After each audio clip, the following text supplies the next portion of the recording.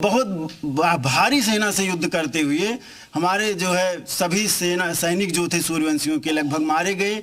और लास्ट में जो हमारे सेनापति थे जो है देवीदीन पांडे जी, उनको पीछे से उन जो है आतताइयों ने उन आतंकियों ने पीछे से वार किया लाखौरी ईंट से दूर से, और जिसके कारण उनका सर फट गया और पुनः पगड़ी को कस करके सर में, और जब तक शरीर में एक रक्त की बूंद थी, घोड़े से स्वयं नहीं गिर गए, तब तक लाखों लोगों के साथ युद्ध करते हुए लगभग ऐसा माना जाता है कि अकेले ही 700 उन खूंखार लुटेरों को मार करके तब मरे थे।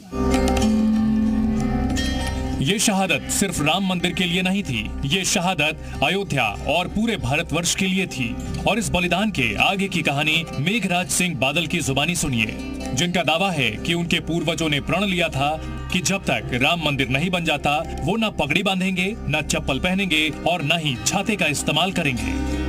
इतिहास के पन्नों में जगह क्यों नहीं मिल पाई इतनी बड़ी घटना को, इतनी बड़ी शख्सियत को, जिन्होंने राम मंदिर के लिए जो लोग शहीद हो गए? क्या आपको लगता है इतिहासकारों ने जानबूझकर नाम नहीं लिखा या क्या वजह हो सकती है? हम लोगों का चूंकि लोकल जो मामला था तो लोकल में ये इतिहास मिला, लेकिन जब ये इलेक्ट्रॉनिक मीडिया चैनल जी न्यूज जब खोजबीन शुरू की राम जन्मभूमि के बारे में, जब माननीय सर्वोच्च न्यायालय ने जब उसको आदेश पारित किया कि राम मंदिर का निर्माण वहीं होगा, मस्जिद वहां पर नहीं थी, तो उसके बाद में जी न्यूज सबसे पहले देश में यह जानकारी इकट्ठा करने का प्रयास किया कि उनके वंशज को कौन कौन से लोग थे जो राम मंदिर में अपने जीवन को न्यौछावर कर दिया था, राम मंदिर बनाने में क्या क्या भूमिकाएं निभाई गई थी।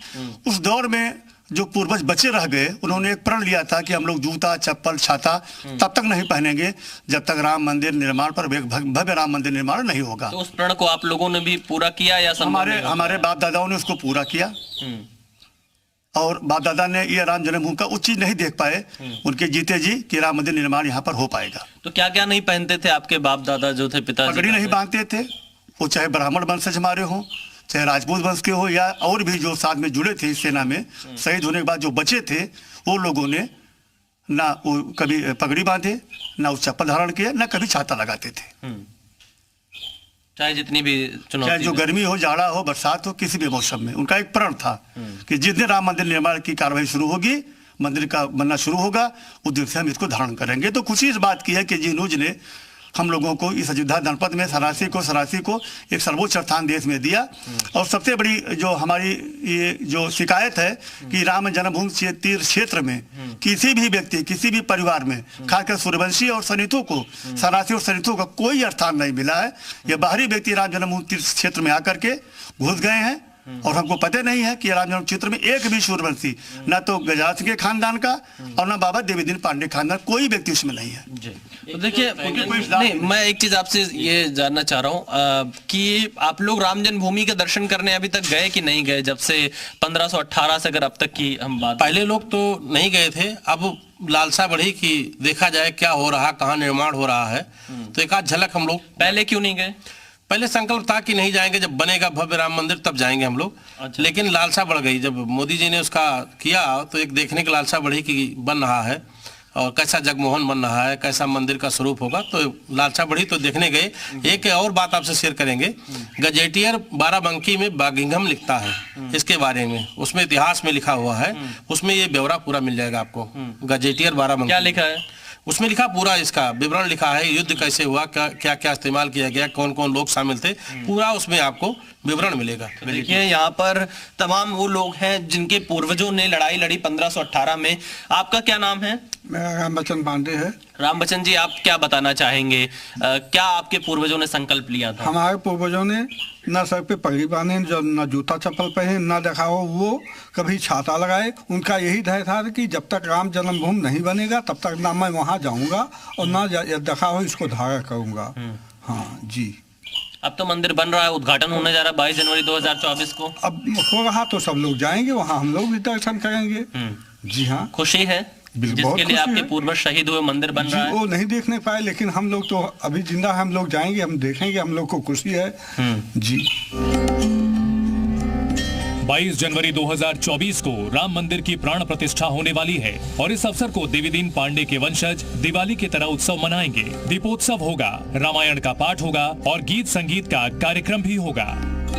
से हम लोग 22 जनवरी का उस दिन के इंतजार में हैं। वो घड़ी आने वाली है जिसका हम लोगों को कई वर्षों से इंतजार था। और हम लोग पुनः, जैसे हम लोग धूमधाम से प्रभु श्री राम जी लंका विजय प्राप्त करके रावण को मार करके अयोध्या आए थे, तो हम लोग खुशियों से दीप जलाए थे, खुशी से मंगल गीत गाए थे। वैसे पुनः 22 जनवरी को हम सारे लोग अवधवासी मिलकर मंगल गीत गाएंगे, दीप जलाएंगे, खुशियां मनाएंगे। उस लाइन में कहना है, सारे लोग हमारे साथ गाएंगे, जय श्री राम, कि गाओ रे मंगल गाओ रे, घर आंगन दीप जलाओ रे, गाओ रे मंगल गाओ रे, घर आंगन दीप जलाओ रे। 2024 22 जनवरी अब तो आने वाला है, मेरे राम लला के मंदिर का उद्घाटन होने वाला है। मैं चाहूंगा आप सब लोग खड़े हो जाइए और एक बार, क्योंकि आप लोग पंडित देवीदीन पांडे जी के परिवार से हैं, आप गजराज सिंह जी के परिवार से हैं, किस तरह से हमारे दर्शकों को आप लोग यहाँ अयोध्या से प्रभु श्री राम के लिए कोई संदेश, या प्रभु श्री राम को कैसे आप लोग याद कर रहे हैं यहाँ पर जब उनका उद्घाटन होने जा रहा है मंदिर का? ये बहुत खुशी का पर्व है कि भगवान राम अपने घर में प्रवेश करने जा रहे हैं जी।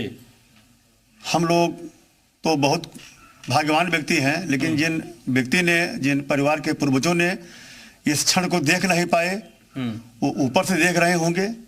तो हम लोगों का खुशी का गीत है, खुशियों का गीत होगा, दीपोत्सव करेंगे, खुशियों का गीत होगा, दीपोत्सव मनाया जाएगा, मिठाइयां बांटी जाएंगी। तो आज जी न्यूज ने आपको उन लोगों से मिलवाया है जिनके पूर्वजों ने 1518 में बाबर की सेना से लड़ाई लड़ी, और उस लड़ाई का मुख्य मकसद यही था कि श्री राम जन्मभूमि की रक्षा की जाए। और कुछ गैजेटियर में इस बात की चर्चा, इस बात का जिक्र जरूर मिल जाएगा, लेकिन आपने बहुत प्राथमिकता के साथ इन चीजों को नहीं पढ़ा होगा, नहीं सुना होगा। पर आप जब राम जन्मभूमि आई है, अयोध्या आई है, तो इसके आसपास के कई ऐसे गांव हैं जो राम मंदिर के आंदोलन से जुड़े इतिहास को समेटे हुए हैं, जहां के लोगों ने अपना बलिदान दिया है राम मंदिर के लिए। अब उनका सपना साकार हो रहा है और उनकी ये 7वीं पीढ़ी अपनी आंखों के सामने राम मंदिर का उद्घाटन, रामलला की प्राण प्रतिष्ठा 22 जनवरी को देख रही है, जब प्रधानमंत्री नरेंद्र मोदी की मौजूदगी में 22 जनवरी 2024 को रामलला अपने मूल गर्भगृह में विराजमान होंगे। तो देश के साथ साथ इस तनेथू गांव के लोगों के लिए भी बेहद खास मौका होगा, क्योंकि इनका सपना साकार हो रहा है।